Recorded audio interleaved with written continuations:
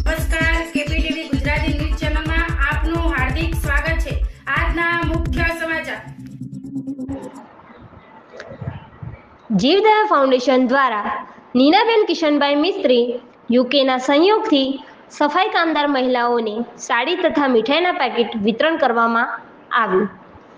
તારીખ 18/8/2024 રોજ રવિવારે જીવદયા ફાઉન્ડેશન દ્વારા નીનાબેન કિશનભાઈ મિસ્ત્રી યુકે સહયોગથી પાલનપુર નગરપાલિકા રક્ષાબંધન પર્વ પર સફાઈ કામદાર મહિલાઓને સાડીઓ તથા મીઠાઈના પેકેટ વિતરણ કરવામાં આવ્યું।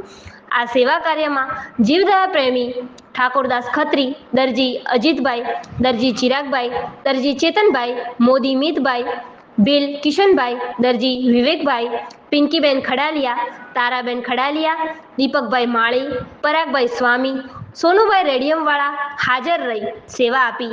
જીવદયા ફાઉન્ડેશન પ્રમુખ ઠાકોરદાસ ખત્રી જણાવ્યું હતું કે શ્રાવણ મહિનામાં પાલનપુર અને આજુબાજુ આદિવાસી વિસ્તારમાં અલગ અલગ સેવાઓ નાના બાળકો માટે સ્કૂલ બેગ, નાસ્તો, ભોજન, સ્લીપર ચપ્પલ, સ્કૂલ બૂટ, સ્ટેશનરી સામાન લઈનું વિતરણ કરવામાં આવશે। શ્રાવણ મહિના સુધી સેવા ચાલુ રહેશે। અહેવાલ ઝલક પરમાર, કેપીટીવી ગુજરાતી, બનાસકાંઠા।